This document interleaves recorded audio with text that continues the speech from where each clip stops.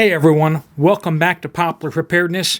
It's been an eventful last couple of days. Market doing all sorts of crazy stuff. The event in Eastern Europe, which we're apparently not allowed to talk about anymore. Yay. If you've noticed, a bunch of your favorite preparedness channels out there all did videos yesterday on the topic that everyone was talking about, everyone was watching videos on, and everybody got shadow banned. It's fantastic. So please do be supporting your channels out there. Make sure you're hitting the bell icons on your favorite channels because YouTube likes to hide our videos sometimes. So I won't be using that word anymore, apparently. So, things that we really do need to focus in on. As I said, this is unfolding, which is relatively predictable from the point of it actually happening. Some people have said, well, their military is going to be able to stand up and put up a lot of resistance, and this is going to turn into a long-term, long-running conflict. And I said that that's not going to happen. It's going to be very fast, very one-sided.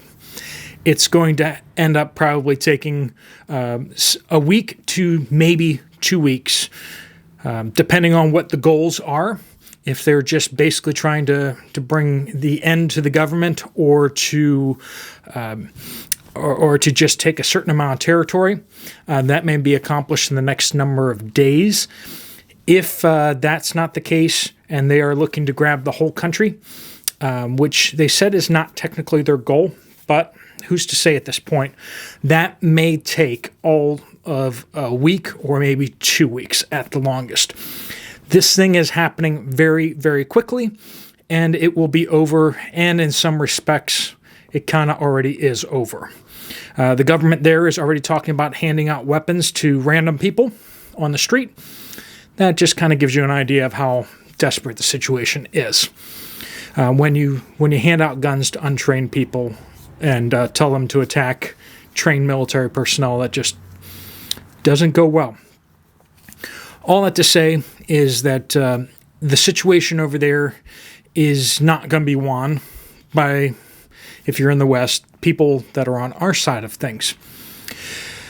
The question is whether the people that are in charge of us are going to do something incredibly stupid and stick our noses into the situation in a manner that we're not prepared to follow through on.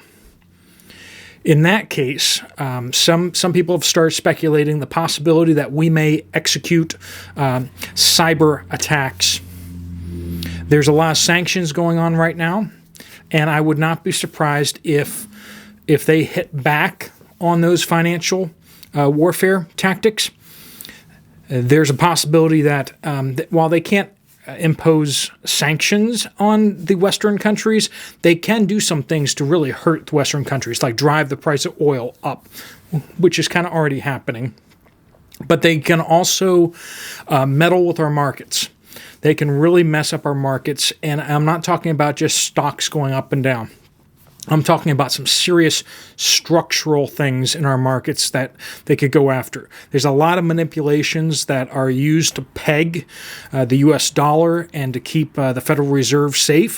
Things like silver, which have been manipulated lower for decades.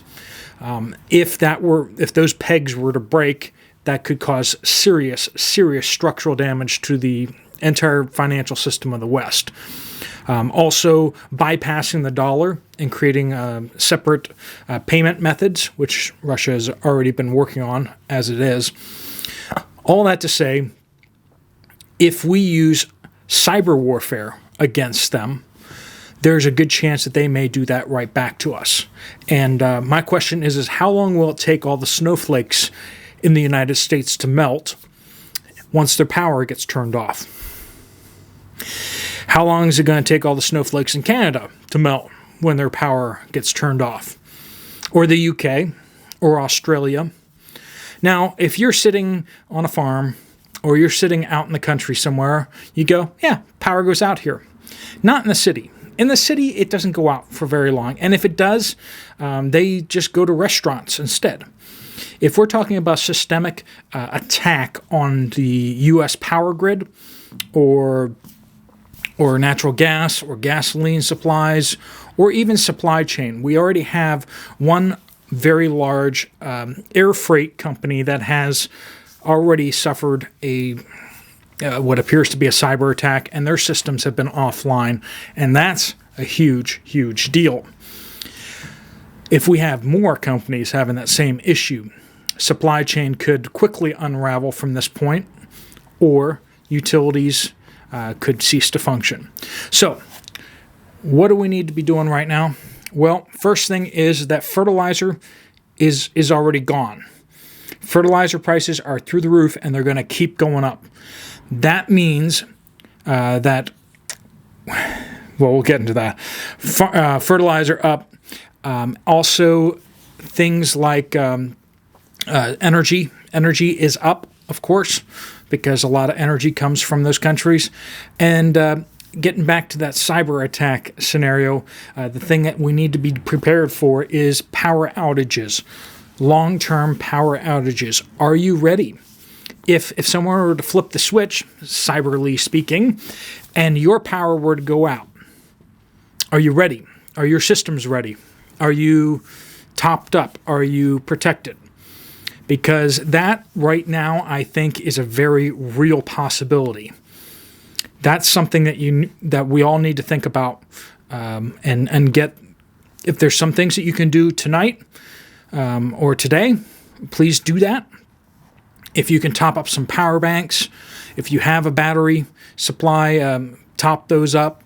If you have rechargeable batteries, top those up. Make sure your generator is in working order. If you have candles, if you have flashlights, stage those where they need to be. Just be generally prepared.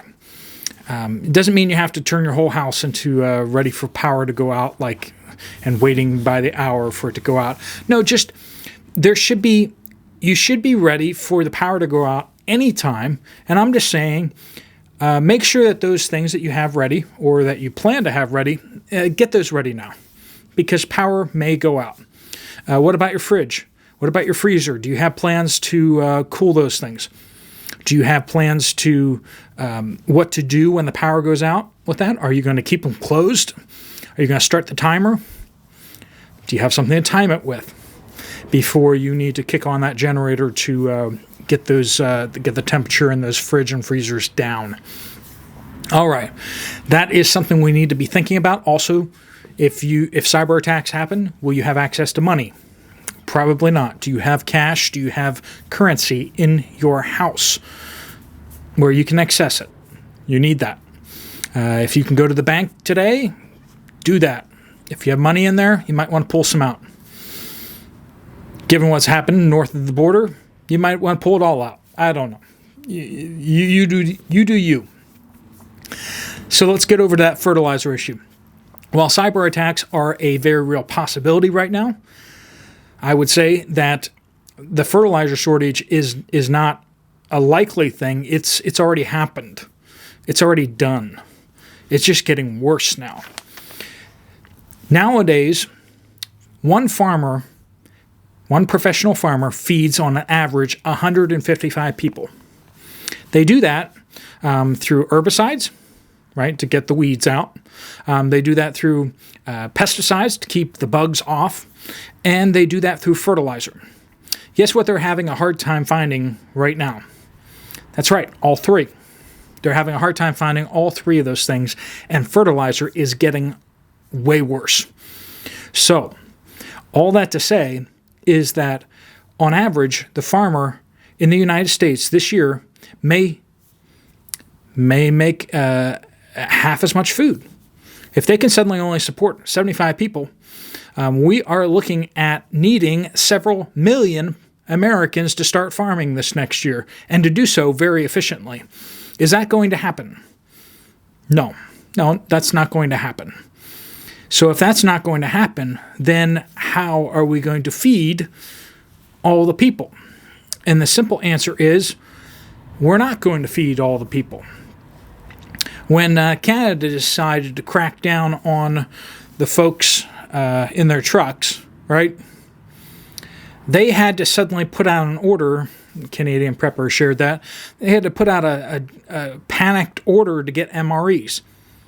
The Canadian government, don't they have warehouses full of MREs? Don't they have food stockpiled everywhere so that they can feed the people when the stores are closed? No, because the Canadian government doesn't stockpile food for its citizens. They hardly, if ever, stockpile food to feed their own soldiers. Same thing in the United States. FEMA distribution warehouses, they don't really have all much food. When a disaster hits and they start handing out MREs, where do you think those MREs come from? And if you're like, well, they come from the FEMA warehouse. No, they don't. There is no MREs in the warehouse except for some. I mean, there's very, very few. When there's a natural disaster and they start handing out MREs, those are coming from the Red Cross. The Red Cross buys those from businesses and companies, and then they distribute them. The Red Cross doesn't have massive warehouses. They use the existing warehouses. So when the food supply starts drying up, Red Cross is going to go and try buying food, and it's not going to happen. The government's going to tell the Red Cross to go do that. The government goes out and tries to buy food themselves, and they're going to be told there isn't any. So when they go to distribute food, there won't be any to distribute. Friends, in years past and in ages past, governments were prepared for disasters, had warehouses full of food to keep the people from rioting. Nowadays, the government doesn't do that. They just buy food on the open market when they need it, because it's always going to be there. The government in the United States, Canada, Australia, UK, Europe, your governments behave more like the unprepped neighbor that you have than anything else. The governments just pretend like nothing's happening, that nothing ever will happen. The governments are less prepared for SHTF and true disasters than your neighbor. I mean, just go look at what the United States is spending on their credit card bill.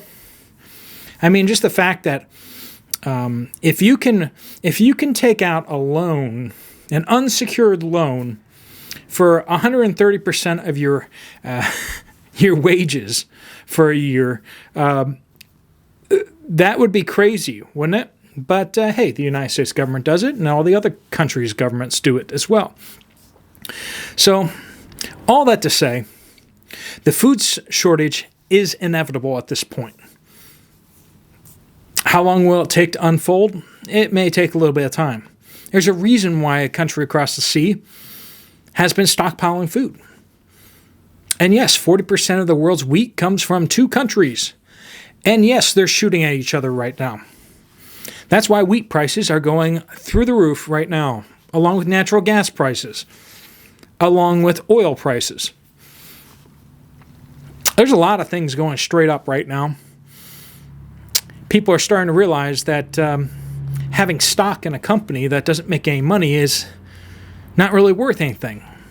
But actually having something in your hands, having some coal, having some oil, having some silver or gold makes a whole lot of sense right now. Friends, prepare for a cyber attack. It's potentially possible. With the way things are going right now, yeah. Financial crisis, we're walking into one.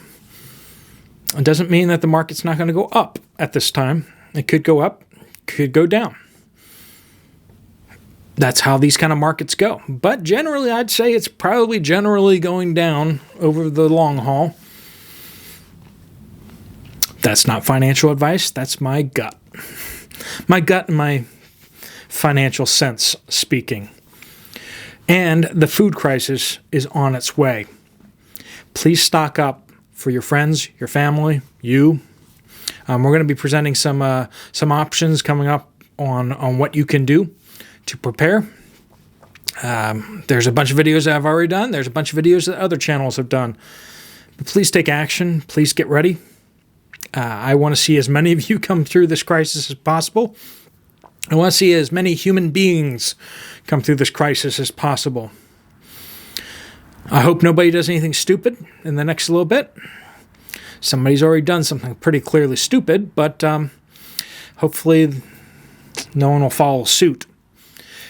Hopefully cooler heads will prevail. But in case they don't, know what nuclear attacks would look like, okay? Figure out some things, figure out where you are on the map, make sure there aren't any nuclear sites around you that could be potential targets. If you're near a city, try to figure out about how far away you need to be, figure out your escape plans, that kind of stuff. All right. Is it some heavy stuff? It is. But as we say here, don't fear, prepare, and make sure you're praying too. And I will see you again here tomorrow. God bless you.